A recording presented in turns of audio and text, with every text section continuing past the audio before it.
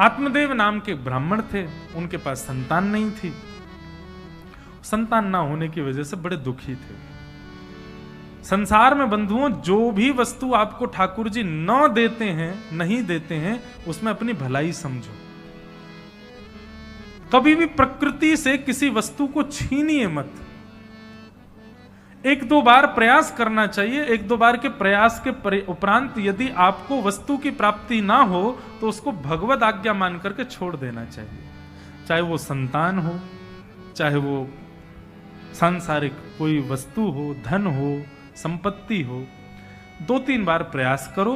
प्रयास के बाद भी यदि प्राप्त ना हो तो भगवद इच्छा मान के उसको छोड़ दो।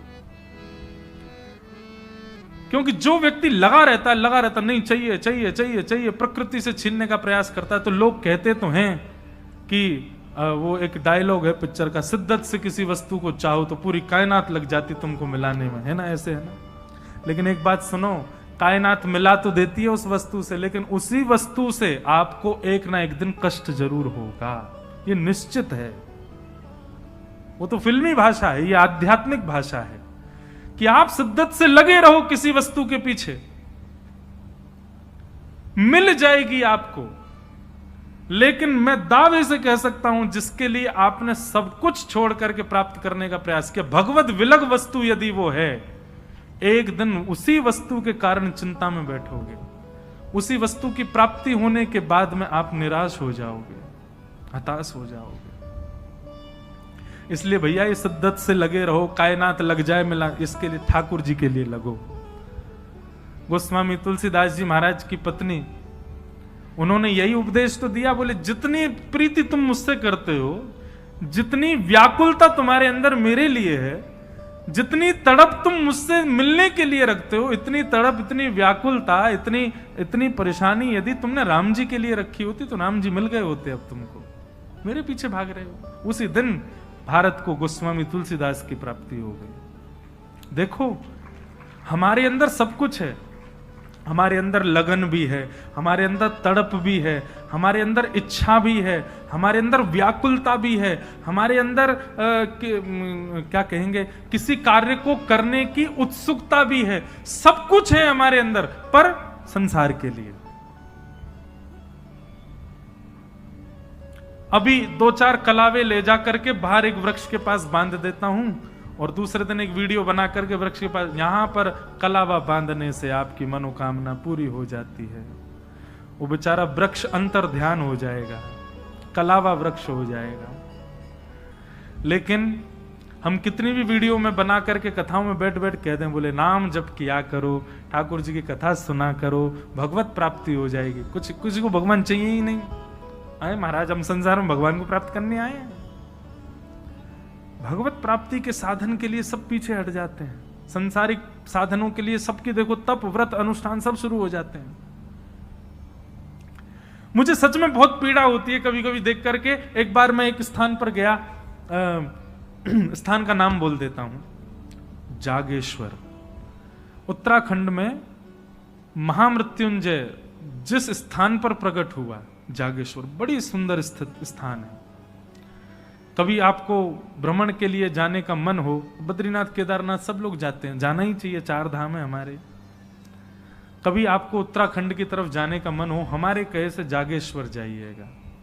3 स्थान हैं थोड़ी थोड़ी दूरी पर, जागेश्वर, बागेश्वर और मुक्तेश्वर। ये 3 हैं उत्तराखंड में। तीनों महादेव के स्थान हैं, और तीनों की स्थिति कैसी है? मुक्तेश्वर वो इतनी ऊंचाई पर है कि वहां बर्फ भी दिखती है, बर्फ भी आसपास रहती है। जागेश्वर इतनी गहराई में नीचे उतरना पड़ता, पहाड़ों के भी अंदर भीतर जाना पड़ता है। और बागेश्वर ये बिल्कुल मध्य में है। तीनों मतलब ऊपर नीचे और मध्य, तीनों में है महादेव के मंदिर। 3 दिन लगते हैं दर्शन करने में। तो जागेश्वर में गया, वहीं पर महामृत्युंजय मंत्र प्रकट हुआ। तो इतना सुंदर स्थान है, छोटा सा एक गांव है, इतनी सर्दी पड़ती है वहां, इतना नीचे होने के बाद भी। मुझे अभी स्थिति याद आ गई तो पूरा मैं वहीं घूम गया। तो वहां मैंने देखा कि 7 बजे लोग बाग अपने अपने घरों में, 8 बजे तो सब सो जाते हैं शाम को, और पूरे कस्बे में आपको प्याज लहसुन नहीं मिलेगी, होटल में भी नहीं मिलेगी, कहीं नहीं बनती। तो वहां पर मैंने देखा कि मैं एक दिन मतलब रात्रि में 8-9 बजे नींद नहीं आ रही थी, हम संसारी लोग 10-11 बजे सोते हैं, तो खिड़की खोल करके मैं देख रहा था तो 2 दंपति खड़े थे मंदिर के बाहर और हाथ में दिया लेकर के खड़े थे।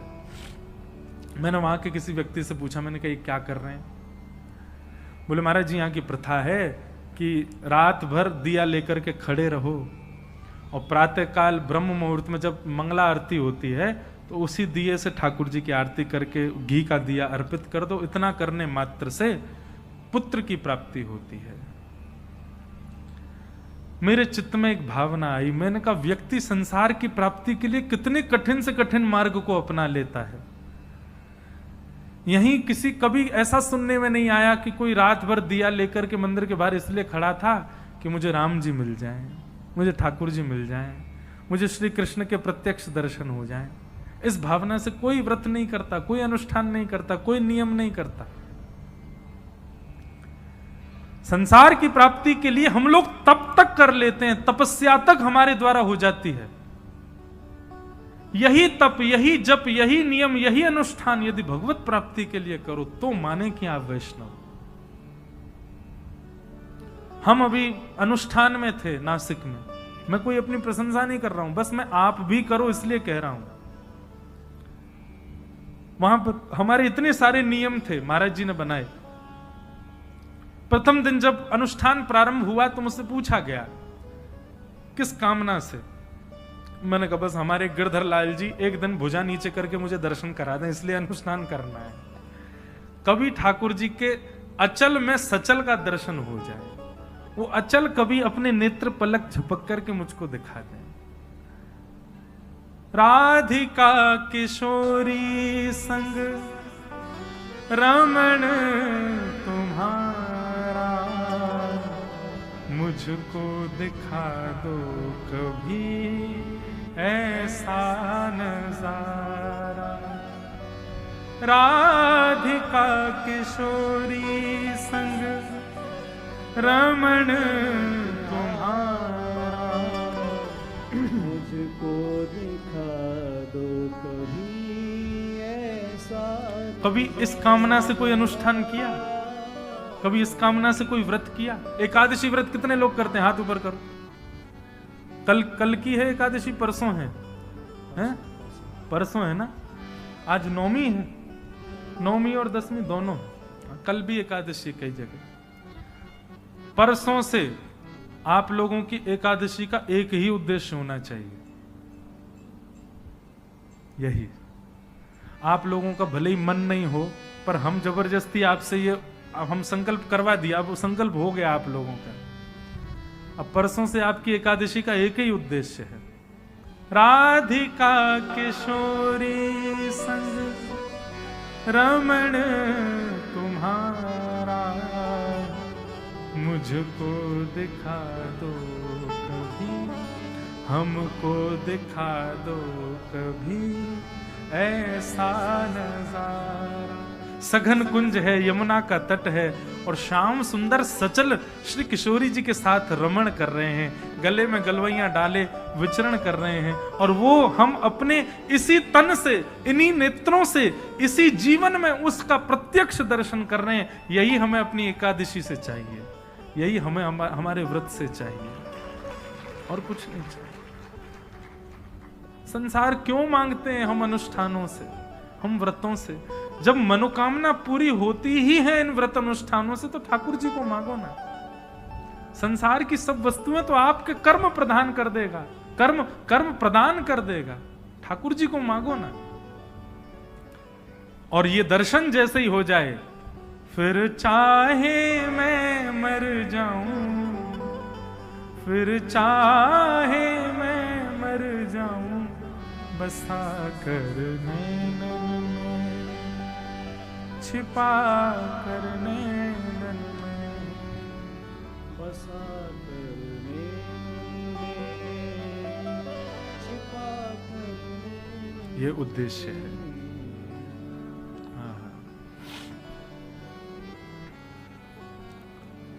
तो संसार में यदि किसी संसारिक वस्तु का अभाव है तो ठाकुर जी की कृपा समझो।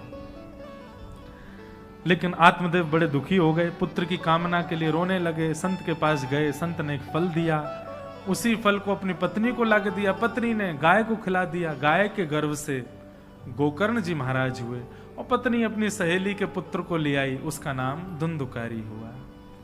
बड़े होकर के धुंधुकारी महान दुष्ट हुआ, गोकर्ण पंडित ज्ञानी हुए। धुंधुकारी पुत्र की दुष्टता से दुखी होकर के पिता ने गृह त्याग कर दिया। गोकर्ण जी महाराज ने ज्ञान उपदेश दिया। तत्पश्चात धुंधुकारी मर करके प्रेत बना। एक बात याद रखिएगा बंधु, शास्त्र विरुद्ध आचरण करने वाला व्यक्ति मृत्यु के पश्चात प्रेत बनता है। मातृ पितृ चरण सेवा न करते हुए अपने प्राण त्याग देने वाला व्यक्ति मृत्यु के बाद प्रेत बनता है। गलत आचरण, गलत व्यवस्थाएं, गलत व्यक्ति का संग करने वाला व्यक्ति प्रेत बनता है। और जीवन भर कभी कथा और भक्ति भावना जीवन में न लाने वाला व्यक्ति भी मृत्यु के बाद प्रेत बनता है। हम 10 लक्षण बताएंगे कल प्रेत कौन बनता है मृत्यु के बाद। बंधुओं, प्रेत योनि नरक से भी बुरी है। नरक में जाने वाला व्यक्ति पुनर्जन्म ले लेता है, पर प्रेत योनि वाला, प्रेत एक बार बने 2000 वर्ष तक मुक्ति नहीं, 2000 वर्ष तक प्रेत बनना पड़ता है। उसके निमित्त यदि भागवत की कथा कराओ तो ही मुक्त हो पाता है। तो गोकर्ण जी महाराज ने देखा कि भैया उनके धुंधुकारी भाई प्रेत बन गए हैं, तो सूर्य नारायण से आज्ञा लेकर के भागवत की कथा कराई। और भागवत की कथा सुनते ही धुंधुकारी अपनी प्रेत योनि से मुक्त हो गए। बोलो भक्तवत्सल भगवान की। इस प्रकार भागवत जी के महात्म्य में 2 बातें मुख्य बताई। पहली बात, भक्ति ज्ञान वैराग्य पुष्ट होते हैं। दूसरी बात, कोई कितना भी भयानक पापी हो, प्रेत योनि में हो, भागवत की कथा का स्पर्श होते ही वो मुक्त हो जाता है।